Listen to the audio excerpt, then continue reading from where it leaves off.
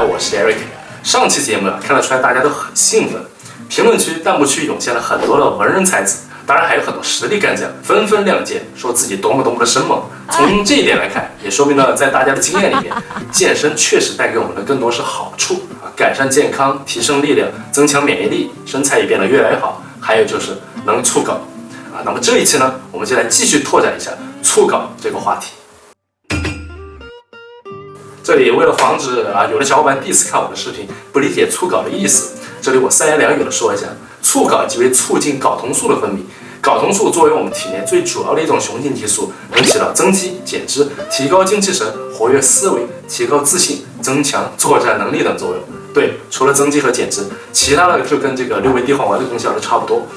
通过科学的训练和某些神秘的刺激源，可以提升体内的这个睾酮的含量，此乃促搞也。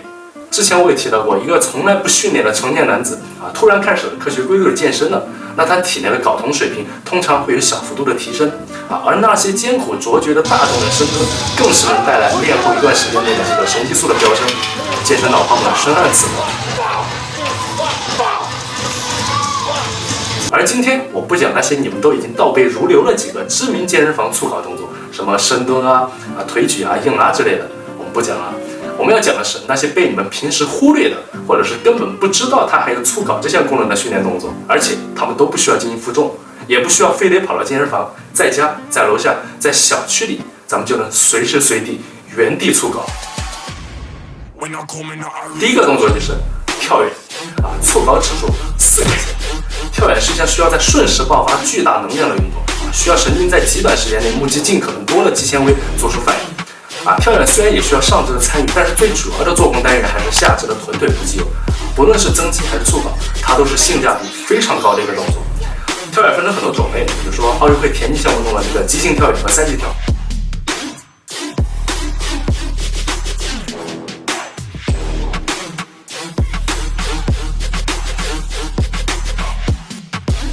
还有我们上学时候体育课经常会练习的这个立定跳远和蛙跳。我们今天要涉及到的主要就是后两种，蛙跳和立定跳。蛙跳和立定跳从这个技术层面来讲并没有太大的差异，只是立定跳远更偏向于单次更远的距离，中间可能有间隔或者休息；蛙跳则更偏向于中等距离的这个持续爆发。训练之前我们一定要进行充分的热身，可以进行一些动态拉伸和关节活动，尤其是这个膝关节。然后从短距离开始跳，慢慢加长距离。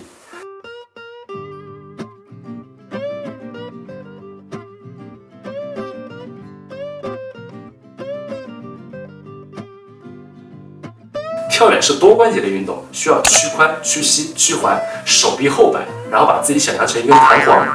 快速蹬地的同时向前向上摆臂，过了最高点之后，快速的收腹和屈髋，在接触地面的一瞬间屈膝并缓冲落地。一定要做好缓冲，这个就像是力量训练中的这个离心部分，这样才能保证不会受伤。训练场地的选择一是平坦，二是防滑，铺设的地胶的话当然最好。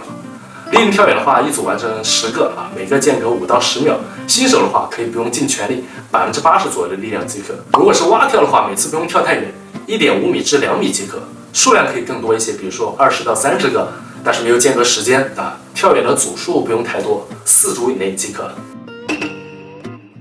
第二个动作是臀桥，促搞指数4个字。臀桥和臀推，几乎每个女生都对这个动作爱不释手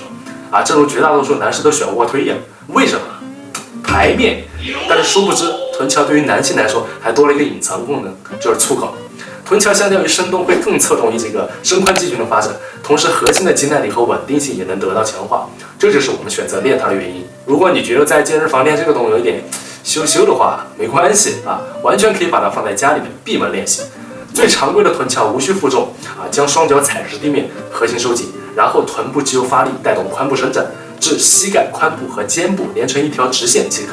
千万不要反攻下背部，然后慢慢下放至离地面1公分左右的距离。为什么是离地1公分？因为不要挨到地面，才能让肌肉得到持续的刺激。但对于绝大多数人而言，这个重量可能过于轻松了，所以接下来的进阶才是重点。第一种进阶是将双脚位置抬高增加这个臀部的受力和加大训练幅度。第二种境界是将一只脚悬空，利用单侧的臀部发力推起整个重量，但是同样需要保证髋部的中立位，不能向一侧倾斜。完成了一边，再换另外一边。当然，这两种方式你也可以结合在一起进一步增加难度。这个动作的话，每组20次，一共完成4到6组。第3个动作是冲刺跑，促稿指数5颗星。仔细想想，除了追小偷和公交车，你有多少年没有撒开膀子的奔跑过了？1年、5年还是10年？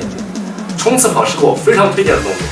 同跳远一样，它也需要身体在极短的时间内爆发出最大的功率，但过程更为持续。除了募集和逼迫全身更多的肌纤维进行做功以外，还能给肌肉造成极大的代谢压力。这2点对于增肌来说都是必不可少的条件。速度的前提是力量，力量的前提是一定的肌肉量虽然不是完全的线性关系，但是短跑选手的肌肉量显著高于中长跑运动员，这一点是毋庸置疑的。尽全力完成一次200米的短跑，对于我个人的这个主观感受而言，就如同完成了一组强力的深蹲。根据这个2009年的这篇论文，研究了在间歇性冲刺跑类的训练过程中，体内起到合成同化作用的激素以及一些炎性因子分泌量的变化。测试对象是12名专业的手球运动员，每个人进行4次3分钟休息间隔的250米冲刺跑，每次休息中途进行这个血样的采集，最后发现这个体内负责合成作用的睾酮素和胰岛素量生长因子 E 等都有不同程度的增加，负责分解代谢的这个皮质醇则显著下降，这同我们进行大重量深蹲时的体内反馈极为相似。下面我们再来说说冲刺跑该如何进行首先，国际惯例，热身。跑步之前的热身可以采用这个马克操，这是一系列动态的热身动作适用于跑动前的热身，当然慢跑和长跑之前也可以采用。练习冲刺跑，我们不需要完完全全学会短跑运动员的所有技术动作对于普通人而言也做不到。我们只需要注意3点：第一，永远是前脚掌触地，一定要记住；第2点，动作要舒展步子不要太拘谨，尽量在步幅和步频之间找到平衡点。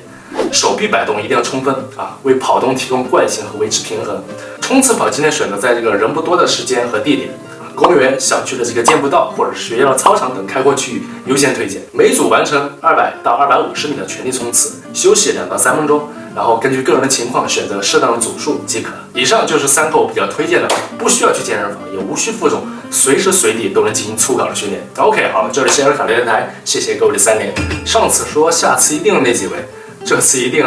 咱们下期见。